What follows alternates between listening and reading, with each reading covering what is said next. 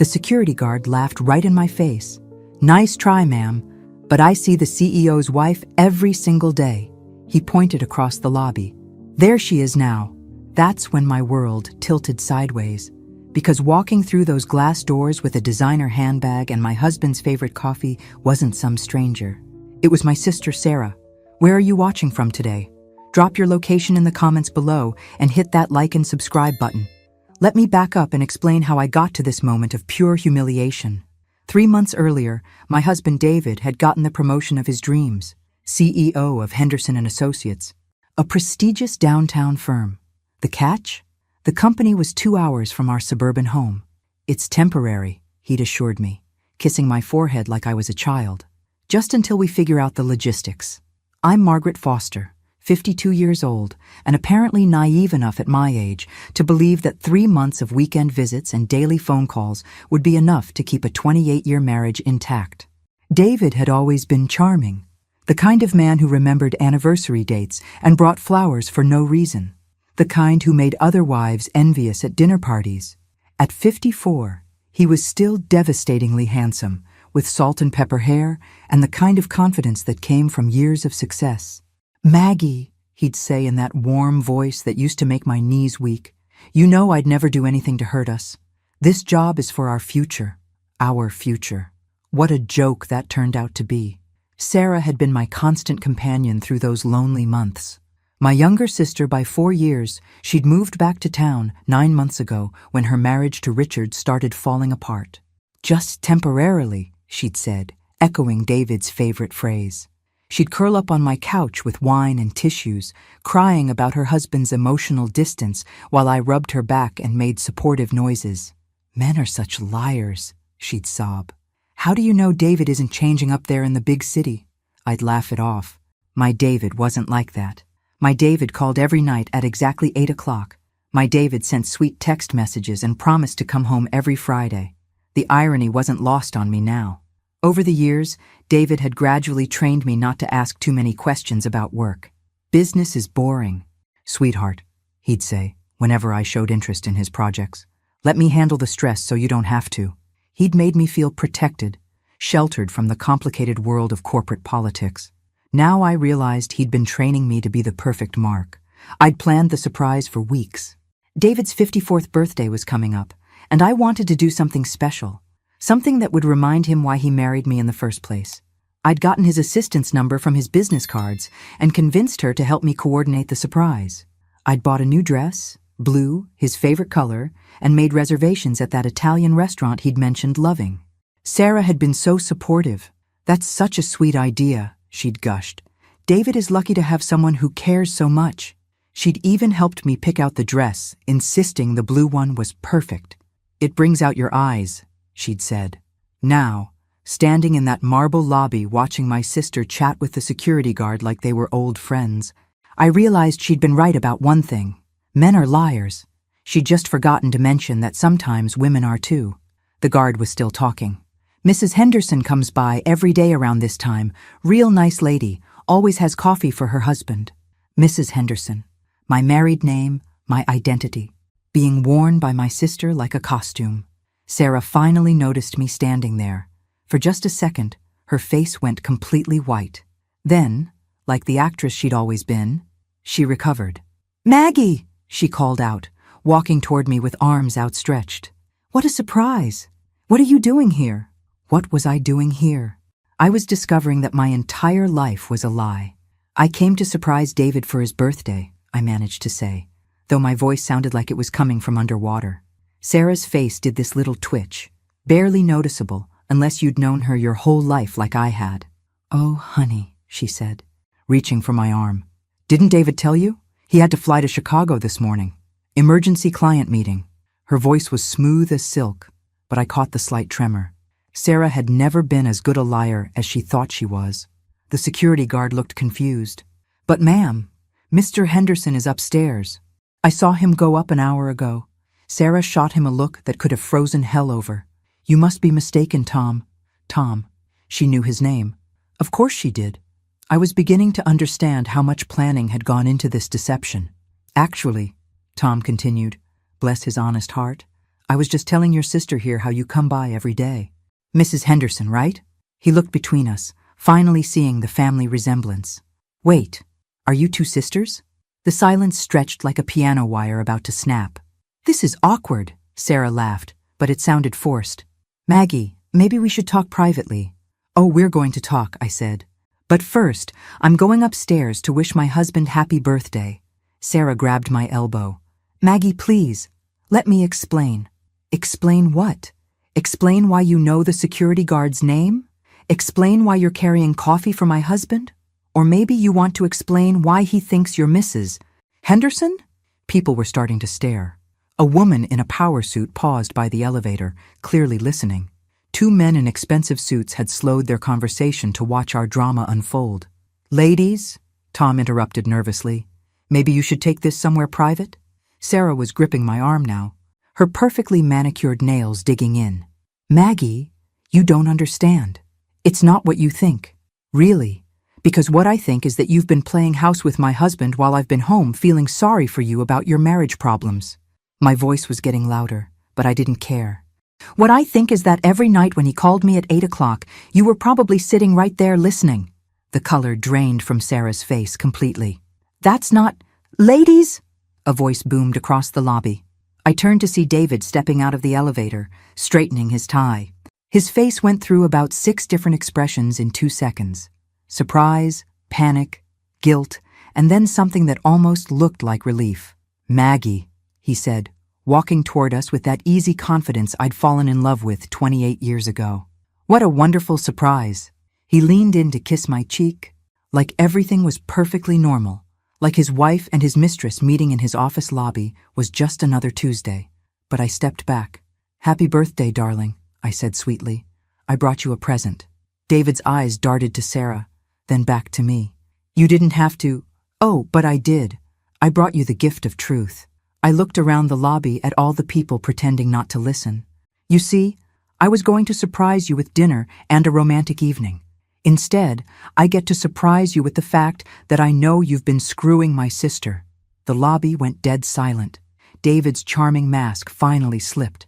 Maggie, please, David said, his voice dropping to that concerned, reasonable tone he used when he wanted to make me feel like I was being irrational. Let's not do this here. Why not here? I asked, looking around at our audience. These people should know what kind of man they're working for. Sarah was tugging on my other arm now. Maggie, you're making a scene. Am I? Because I thought I was just having a conversation with my husband and my sister. You know, family time. A woman in her 30s approached us hesitantly. Excuse me, are you Mrs. Henderson? I'm Rebecca from accounting. I've heard so much about you. Sarah opened her mouth, but I beat her to it. No, sweetie, that's Mrs. Henderson. I pointed to Sarah. I'm just the actual wife. Rebecca's eyes went wide.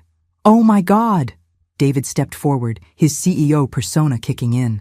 Rebecca, why don't you head back upstairs? This is a family matter. Right, Rebecca said, backing away slowly. I'll just pretend this never happened. You do that, I called after her. But maybe mention to HR that your CEO has been introducing his mistress as his wife. I'm sure they'll find it fascinating. David's face was turning an interesting shade of red.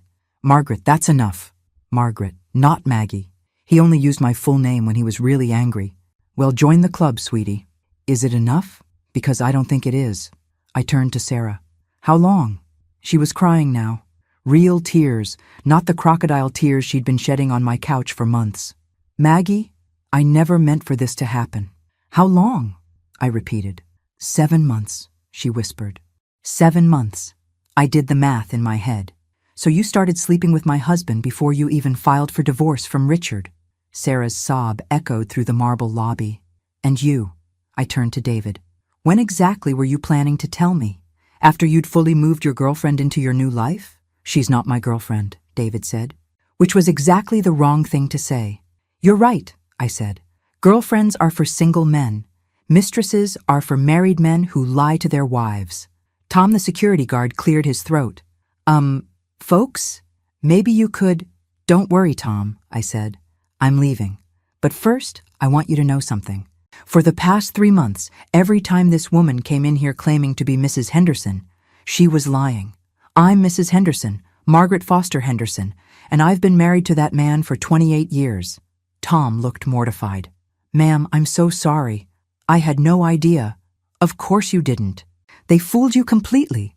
Sarah's been using fake ID and forged documents to get past security. I looked at my sister. Isn't that right, Sarah? Sarah's face crumpled further. The fake Mrs. Henderson persona was dissolving in front of everyone. Maggie, wait! Sarah called after me as I started walking toward the exit. I stopped and turned around one last time. The lobby was completely silent, except for the click of my heels on the marble. You know what the funny part is? I said loud enough for everyone to hear. For months, you've been crying on my shoulder about Richard's betrayal, telling me how men can't be trusted, how they're all liars and cheats. I paused for effect. At least you were half right. Then I walked out of that building and into the rest of my life. The drive home was a blur. I white-knuckled the steering wheel and tried to process what had just happened. 28 years. Gone. Just like that. My sister, my baby sister who I'd protected her entire life, had stolen my husband and my identity. My phone started ringing before I'd even pulled into my driveway. David, of course. I let it go to voicemail. Then it rang again. Sarah this time. Voicemail. Then David again. I turned the phone off. Inside the house, our house, though I guess it was just my house now, everything looked exactly the same. The wedding photo on the mantel, still smiling like idiots. David's coffee mug in the sink. Sarah's wine glass from last night when we'd shared a bottle, and she'd cried about how lonely she was. The wine glass went first, right into the trash can with a satisfying crash. Then I sat on the couch where Sarah had spent countless hours playing the victim, and I started to laugh. Not happy laughter, the kind of laughter that bubbles up when your brain can't quite process how spectacularly stupid you've been. 7 months. I'd spent 7 months feeling sorry for my sister while she was living my life. 7 months of, "How was your day, darling?" phone calls while she was probably lying naked next to him. 7 months of weekend visits where David seemed distracted and tired, because he was probably exhausted from juggling 2 women. My phone buzzed. I'd forgotten I'd only turned off the sound, not the power. A text from Sarah. "Please let me explain." Oh, she wanted to explain. Perfect. I turned the sound back on and called her. "Maggie, thank God." "Start talking," I said. "And Sarah, don't you dare lie to me, not anymore." I could hear her crying. I never meant for this to happen. When I moved in with you 9 months ago, I was so broken. Richard was filing for divorce, and when David would call, sometimes I'd answer because you were in the shower or busy. When did it start? The feelings or the physical part? Both. A long pause. The feelings started after about 2 weeks. He was so kind to me, Maggie. He'd ask how I was doing, really listen. Richard never listened to me like that. And the physical part? The weekend you went to Mom's funeral. I nearly dropped the phone. Mom's funeral was 7 months ago. I know. 7 months. My mother's funeral, where I'd driven 5 hours to bury the woman who'd raised us both, where I'd held Sarah while she sobbed about how alone she felt. David had stayed home because of work, or so he'd said. You slept with my husband the weekend I buried our mother. Maggie, I was devastated, we both were. It just happened. It just happened 7 months ago, and it's been happening ever since. Yes, at least she was being honest now. Sort of. And the divorce from Richard? You told me you filed 2 months ago. Another pause. Richard filed 8 months ago. It was finalized last month. So you lied about that too. I was embarrassed. Richard found out about... She trailed off. About what? About an affair I had with his business partner. That's why he filed for divorce so quickly. So Sarah had a pattern of sleeping with unavailable men. Wonderful. Sarah? Yes? Don't ever contact me again. I hung up and threw the phone across the room. It hit the wedding photo, sending glass cascading across the hardwood floor. Perfect. Everything was broken now. That's when I realized something that should have scared me, but instead felt oddly liberating. I had absolutely nothing left to lose. The next morning I woke up on the couch surrounded by tissues and empty wine bottles. My head felt like someone had used it for batting practice, and my mouth tasted like I'd been gargling with regret. But for the first time in months, my mind was crystal clear. I had work to do. First stop, Helen Morrison, the best divorce attorney in town. I'd Googled her at 3 in the morning after the wine had worn off. She specialized in high-asset divorces with significant deception factors. Perfect. Helen's office was everything you'd expect from someone who charged $500 an hour. Leather furniture, degrees on every wall, and a receptionist who looked like she could intimidate a Supreme Court justice. "Mrs. Henderson," Helen said, shaking my hand with a grip that could crack walnuts. "I understand your husband has been creative with the truth." I told her everything, the whole sordid story. Helen took notes without once looking shocked, which either said something about her professionalism or the general state of humanity. "How long has he been at this new position?" she asked. 3 months. "And his salary?" I told her. Her eyebrows went up slightly. "Stock options?" "Yes." "Property?" "The house is in both our names. He has a 401k, some investments. And now, whatever this new job comes with." Helen was scribbling furiously. "And your sister. Have you verified her divorce status? She says Richard finalized it last month, 8 months after he filed. We'll need to verify that independently. And Mrs. Henderson, based on what you've told me, I think we need to do some serious financial investigation." 3 hours later, I walked out of Helen's office with a private investigator's card and a court date for temporary orders. Helen's people were going to dig into David's finances, verify Sarah's story, and something called asset tracing. "Mrs. Henderson," Helen had said as I was leaving, "in cases like this, people often discover their spouse has been hiding assets for longer than they realize. Be prepared for some surprises." Surprises. As if I hadn't had enough surprises for one lifetime. My phone had been buzzing all morning. 23 missed calls from David, 15 from Sarah, a few from numbers I didn't recognize, probably David's lawyer or his assistant. I ignored them all. Instead, I drove to the bank. "I'd like to check the balance on all our accounts," I told the teller. What I found made my blood run cold. The checking account that should have had about $15,000 had $300. The savings account was completely empty. The investment account we'd been building for retirement had been liquidated 2 months ago. "Where did the money go?" I asked. The teller pulled up the records. It looks like there were several large transfers to an account under Henderson Holdings LLC. Henderson Holdings, David's company, or something else entirely? "Can you tell me when these transfers started?" The first one was 18 months ago. Small amounts at first, then larger ones in the past 6 months. 18 months. David had been stealing from us for a year and a half, long before the fake promotion. This wasn't a recent decision, it was a long-term plan. I drove home in a daze. David had been methodically draining our accounts while I trusted him completely. The promotion, the move, the charming phone calls. It had all been theater, a performance to keep me calm while he dismantled our entire financial life. When I pulled into the driveway, Sarah's car was parked in my spot. She was sitting on my front steps, makeup smeared, looking like she'd slept in her clothes. When she saw me, she jumped up. "Maggie, please, we need to talk." "We talked yesterday. You hung up on me. I should have hung up 30 years ago." Sarah followed me to the door. "Please, 5 minutes. That's all I'm asking." Against my better judgment, I let her in. "I need to tell you something about David," she said the moment we were inside. "Something I should have told you yesterday." "What now?" Sarah took a shaky breath. "He's not really the CEO of Henderson and Associates." The world tilted again. "What do you mean?" "I mean he's been lying to both of us." "Sarah," I said very slowly, "sit down." She perched on the edge of the couch like she was ready to run. Smart girl. "David didn't get promoted to CEO of Henderson and Associates, did he?" Her face went white. "No, he started his own consulting firm called Henderson Holdings about 2 years ago.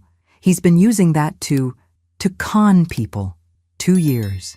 Not 18 months like the bank records suggested. He'd been planning this even longer." "What exactly did he tell you?" "He said his consulting business needed private investors to expand, that we'd be partners in building something amazing." Sarah's voice broke. "I gave him my divorce settlement, Maggie. All of it." "How much?" $250,000. I felt sick. "When?" 4 months ago. He said once the business took off, we'd have enough money to start fresh somewhere new. The pieces were clicking into place. David wasn't just cheating. He was running an elaborate investment scam, using his charm to convince women to give him money. "Sarah, how many other women do you think he's doing this to?" She stared at me. "Other women?" I pulled out my phone and started Googling. It didn't take long to find what I was looking for. Henderson and Associates is a real company. Want to know who their CEO is? Sarah shook her head, but I told her anyway. Robert Martinez, 63 years old, been with the company for 20 years. Their website shows him in board meetings from last month. Sarah was crying again, but this time it looked like real devastation instead of manipulation. So David isn't a CEO at all? David is a con man, and we're both his victims. My phone rang. David again. This time I answered and put it on speaker. "Hello, sweetheart," I said in my sweetest voice. "How's the fake CEO business today?" Silence. "Maggie, we need to talk." "Oh, we're way past talking. But I do have some questions, like how many other women have you convinced to invest in Henderson Holdings?" "That's not—" "Sarah's here with me." "David. She told me about the $250,000. Are there others?" The line went quiet for a long moment. "David," I continued, "I'm sitting here with Sarah. We've both figured out your little game, and my lawyer is already investigating your finances. So you have a choice. You can tell us the truth now, or you can explain it to the FBI later." "Maggie, please, let me explain." "Explain how you've been running investment fraud for 2 years? Explain how you forged my signature on financial documents? Or maybe explain how you've been using my sister's emotional vulnerability to steal her money?" I heard him take a deep breath. "There are others." "How many others?" 4, including Sarah. 4 other women. I felt Sarah's sharp intake of breath. "Here's what's going to happen," I said. "You're going to transfer every penny back into our joint accounts. You're going to give me the names and contact information for every woman you've defrauded. And you're going to turn yourself in to the authorities. And if I don't, then I call the FBI myself. Did you know that investment fraud is a federal crime? Each count carries up to 20 years in prison." Another long silence. "I need time. You have 24 hours to put our money back. After that, I'm calling the police." I hung up and looked at Sarah, who was staring at me like she'd never seen me before. "What are you going to do?" she asked. "I'm going to get my life back, and I'm going to make sure David can't do this to anyone else." Sarah wiped her eyes. "Maggie, I'm so sorry." "I know sorry doesn't fix anything, but—" "You're right. Sorry doesn't fix this. But helping me stop him might be a start." For the first time since this nightmare began, I saw something like hope in my sister's eyes. Helen Morrison called at exactly 12:30 the next afternoon. "Mrs. Henderson, your husband just transferred $643,000 into your joint checking account." I blinked. 643? That's more than he took from us. Apparently, Mr. Henderson has been more entrepreneurial than we thought. My investigator found evidence of at least 4 other investors in Henderson Holdings. 4 other women, just like he'd admitted. "Helen, exactly how much trouble is David in? Legally? He could be looking at wire fraud, securities fraud, and investment fraud charges. Each carries a potential sentence of up to 20 years. And what about the forged documents? We found evidence of forged signatures on the second mortgage documents for your house and several falsified bank authorizations. That adds identity theft and bank fraud to the charges. A second mortgage on my house, without my knowledge. The violation felt almost worse than the cheating. Helen, I want to meet the other women." "Mrs. Henderson, that might not be advisable. They deserve to know what happened to them. And I think together, we might be able to ensure David faces real consequences." 3 hours later, Helen's investigator, Marcus Webb, was sitting in my living room with Sarah and me, explaining the scope of David's operation. "Your husband is what we call a romance scammer, but more sophisticated," Marcus said. "He targets middle-aged women going through transitions, divorce, death of a spouse, career changes. He presents himself as successful and charming, gains their trust, then convinces them to invest in his businesses." Marcus opened a thick file and spread out photographs and documents. Jennifer Walsh, 55, recently divorced from a wealthy doctor. She gave him $80,000 8 months ago. Amanda Torres, 49, widowed 2 years ago. She invested $120,000 last year. Christina Bell, 53, early retirement from teaching. $67,000 5 months ago. I studied the photos. All attractive women. All around my age. All looking hopeful in their pictures. How did he meet them? Online dating sites, divorced women's support groups, widows' grief counseling groups. He's very strategic about targeting vulnerability. What about offshore accounts? Marcus pulled out bank records. Cayman Islands and Switzerland. He's been moving money systematically over the past 2 years, probably preparing for a final exit when the scheme got too complicated to maintain. How much total? Including your money and Sarah's, we estimate he's stolen nearly $1.2 million over 2 years. Sarah made a choking sound. 12 people's life savings. 5 women, I corrected. But you're right about the life savings part. Marcus leaned forward. Mrs. Henderson, these women don't know about each other. They each think they're his only investor, his special partner. Just like I thought I was his only wife, and Sarah thought she was his only lover. Sarah flinched, but nodded. Marcus, I want to contact them. What exactly are you planning? I thought about that security guard pointing across the lobby. About the moment when my entire world revealed itself to be a lie. About 28 years of, Maggie, you're being paranoid, and Maggie, trust me.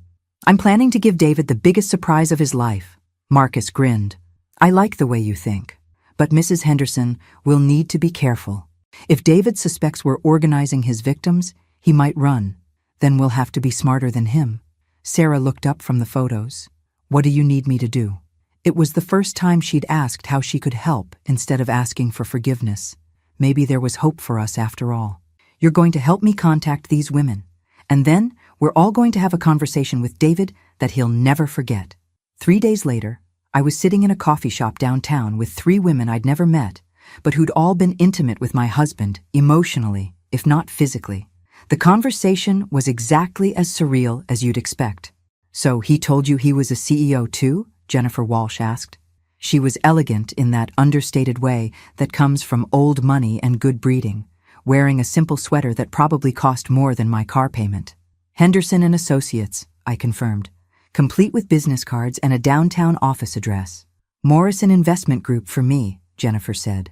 He had a whole website set up, professional photos, fake client testimonials. Amanda Torres laughed bitterly. At least you got fake companies. He told me he was a pharmaceutical consultant working on breakthrough cancer treatments. Said his late wife died of cancer and he was dedicating his life to helping other families. Christina Bell looked up from her coffee with fire in her eyes. Grief counseling group for me too. Claimed he was a widowed sports medicine doctor developing rehabilitation technology for veterans. Had me convinced I was funding something that would help wounded soldiers. The sophistication was breathtaking. David hadn't just been lying. He'd been researching each woman's vulnerabilities and crafting specific fantasies to exploit them. How much did you each give him? I asked. Jennifer. $80,000 over 6 months. He said he needed bridge funding while waiting for venture capital approval. Amanda. $120,000. I liquidated my husband's 401k because David convinced me the cancer research was on the verge of a breakthrough. Christina. $67,000. My entire early retirement savings. I thought I was investing in something that would honor my late brother, who was a veteran. Each story was a masterpiece of emotional manipulation. David had studied these women, learned their pain points, and crafted elaborate lies to exploit their desire to do good. Ladies, I said, we've been victimized by a world-class predator. The question is, Jennifer said, her voice hard with suppressed anger, what do we do about it? Over the next hour, we shared more than just our financial losses. We shared the emotional devastation of discovering that someone we'd trusted, someone we'd been intimate with emotionally, had been calculating and cold.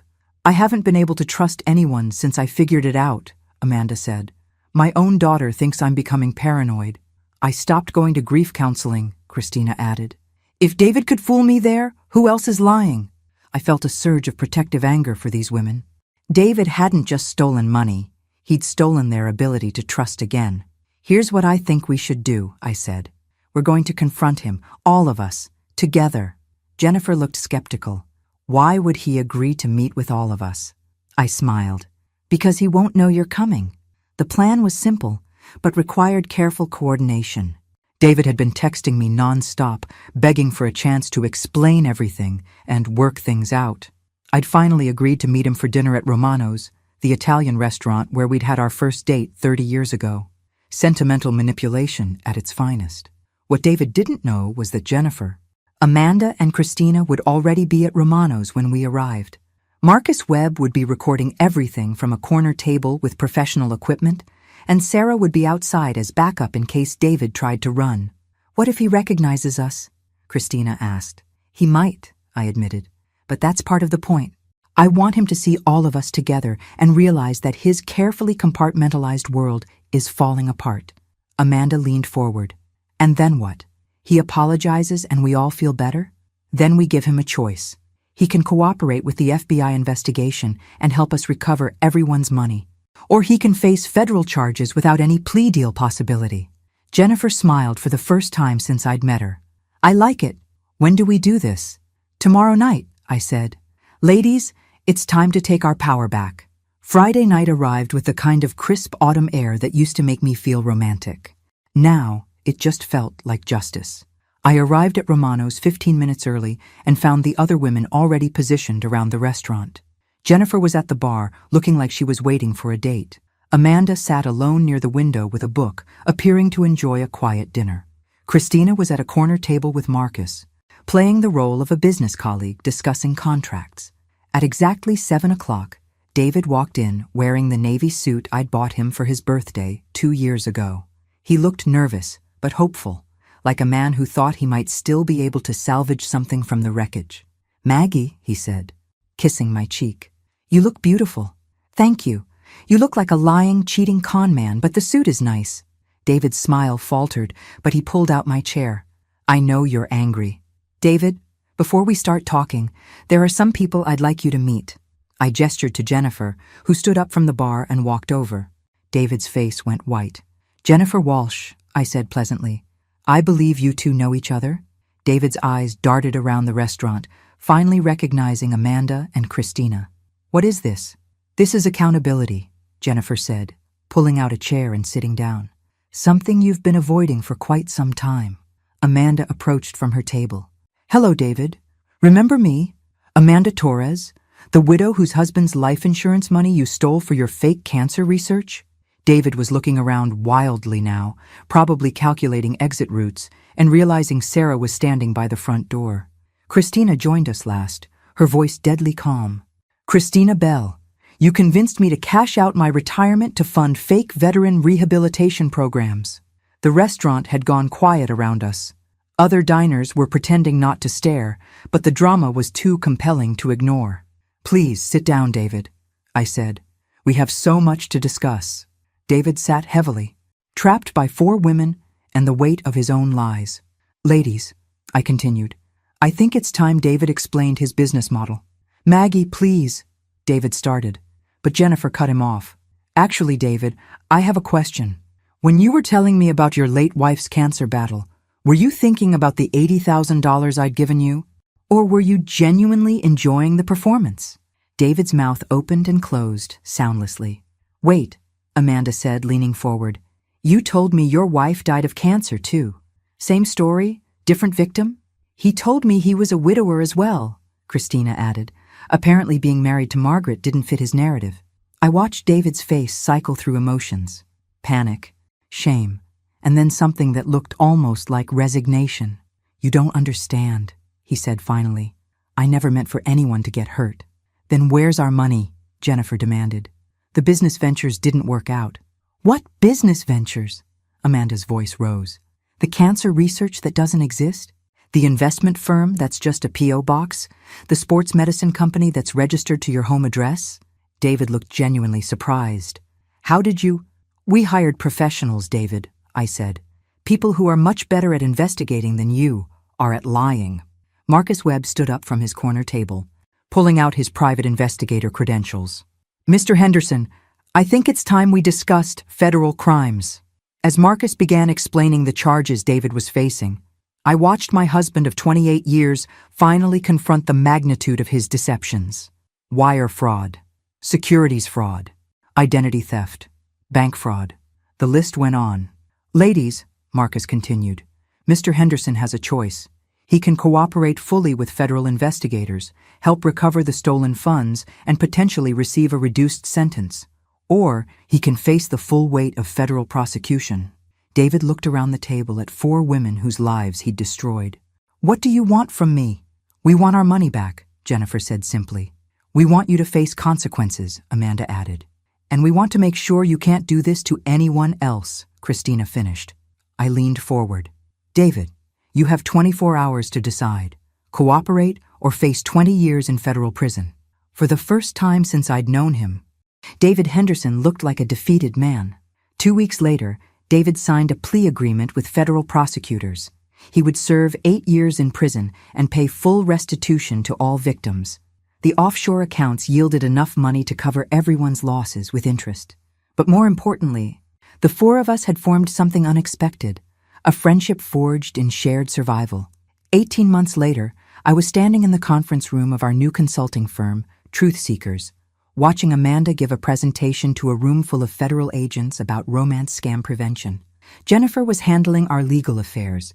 Christina managed our outreach programs, and I oversaw investigations. What had started as 4 women seeking justice had become something much larger, a resource for other fraud victims and a thorn in the side of con artists everywhere. "Margaret," Christina called from her desk, "we've got another case. Woman in Phoenix, similar pattern to what David did to us." I walked over to review the file. Nancy Rodriguez, 56, recently divorced. She'd met a charming man online who claimed to be a doctor working overseas. He needed money for emergency medical equipment. The story was different, but the manipulation was identical. "Set up a call with her," I said. "Let's see how we can help." My phone buzzed with a text from Robert Chen, the man I'd been dating for 6 months. We'd met at one of my financial literacy seminars, where he'd approached me afterward and said, "I'm an accountant who lost his wife to cancer. You're a fraud investigator who lost your husband to crime. Want to compare spreadsheets over coffee?" It was the most honest pickup line I'd ever heard. Robert's text read, "Dinner tonight? I'll cook. Fair warning, I'm making my famous lasagna and you know what that does to your willpower." I smiled and typed back, "My willpower is excellent. It's my restraint that's questionable." 6 months of dating an aggressively honest man had taught me the difference between charm and authenticity. Robert showed me his tax returns on our 3rd date. "You deserve to know what you're getting into." He introduced me to his adult children on our 2nd month. They should meet the woman who's making their father smile again. He was the opposite of David in every way that mattered. Sarah walked into the office carrying coffee and looking healthier than I'd seen her in years. After 18 months of therapy and making amends, she'd become our office manager. It wasn't the same relationship we'd had before. That innocent trust was gone forever, but it was something new, something built on honesty instead of assumption. "Maggie," she said, using the nickname she'd earned back through months of proving herself trustworthy. "The reporter from 60 Minutes called. They want to do a follow-up story on David's sentencing." I considered it.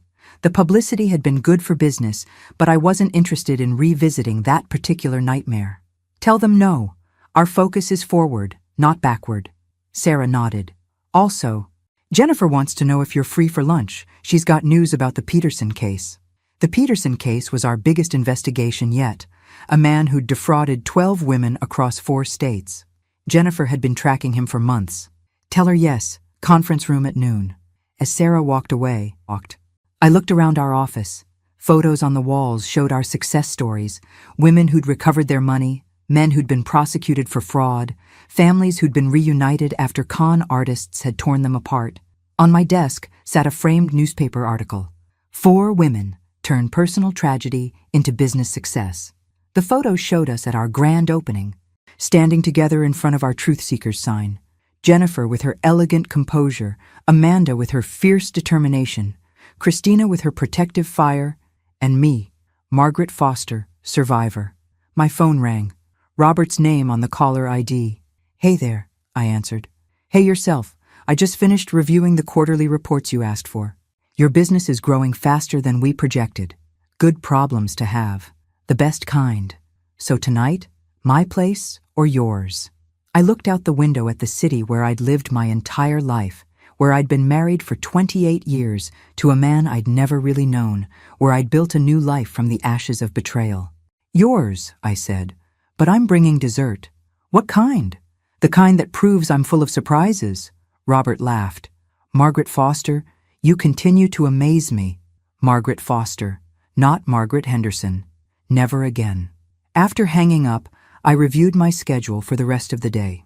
3 client calls, a meeting with the FBI about a new case, and dinner with a man who'd shown me his credit report before he'd shown me his bedroom. Life wasn't what I'd planned at 54, but it was mine. Every decision, every risk, every triumph, all mine. And for the first time since that humiliating day in David's fake office lobby, I wouldn't trade my reality for anyone else's fantasy. The truth, it turned out, really was better than the best lie.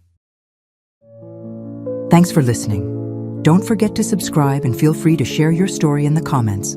Your voice matters.